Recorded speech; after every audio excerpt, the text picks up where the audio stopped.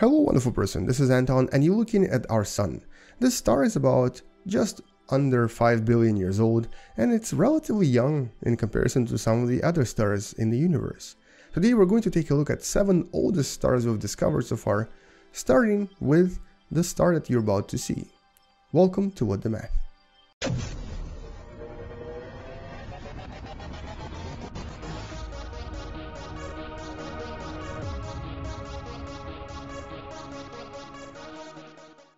This star right here is known as SDSS J102915 plus 172927, a really mouthful of a name, but more unofficially it's actually named after its discoverer Elzabeta Kafau, so it's known as the Kafau star. This is about 13 billion years old and is the lowest star in metallicity we've discovered, meaning that it basically only has hydrogen and helium with very little of anything else. This is actually also known as the impossible star because for some reason, on top of hydrogen and helium, it only has calcium and just a little bit of it. It has nothing else but calcium. And that's the only such star we've seen so far. Now, at a distance of 4,140 light years away, it's pretty far from us. So it's very unlikely we're actually going to go and see this star anytime soon, but still, it's kind of cool to know that it's there and that it exists.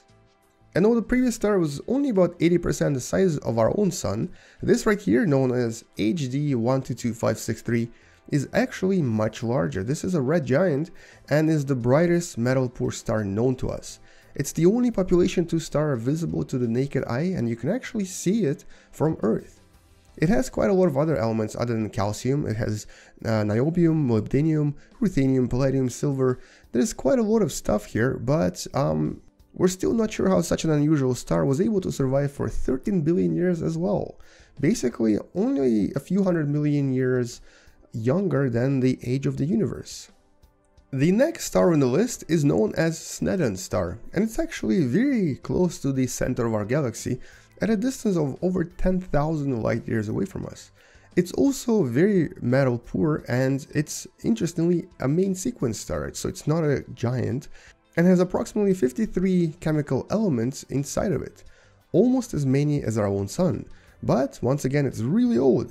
It's about 13 billion years old as well, and just like the other stars, has an unusual history that we're not really able to explain just yet. We're not sure how the star was able to survive for so long. And then there is this unusual giant, HE 15230901. This star is currently estimated to be about 13.2 billion years old at a distance of about 7,500 light years away from us, but it's actually possibly the oldest known star. We're just not entirely sure how old it is, and the actual error percentage is relatively high here. Mostly because the age was determined using thorium and uranium, and so we're not 100% certain, but we know that it's really old. So it could be actually the oldest star in the universe, but at the same time maybe it's also just as young as the other 3 stars I just showed you. And being only about 80% the mass of the sun, this is basically the end of the life of such star. This is kind of what's going to happen to our sun, but a lot sooner. And because this star had less mass, it had more chance to survive longer. And you can actually even see the star with a small telescope as long as you are in the southern hemisphere of our planet. But without a telescope, you're probably not going to see it. It's kind of far. And then we have this star, whose name is very difficult to pronounce, but it starts with SMSS. This is a star that's studied very well, and we know its age very precisely. It's almost exactly 13.6 billion years old, meaning that it was already around when most of the other stars were still developing. It was around about 200 to 300 million years after the Big Bang. And because we've actually discovered some calcium and carbon in here that most likely came from a supernova, we know that this is a population 2 star which formed right after a nearby supernova created more material. But it also contains a little bit of magnesium as well, but surprisingly no oxygen or nitrogen. And being a red giant, it's also obviously at its last legs, so it might have a few billion years left in it, but after this it's probably going to become a white dwarf. Although interestingly, even now it's super hot. The surface temperature here is at least 6,000 degrees. That's way hotter than you would expect this kind of star to be. And then we have this unusual star whose age is very uncertain. This is BD plus 17 3248, and it's about 1,000 light years away from us. We think that it might be 13.8 billion years old, or maybe 4 billion years younger. So there's a lot of uncertainty. But what is interesting about this star is that we've actually detected gold here for the first time ever, and we think that this is the first ever gold that was formed in the universe.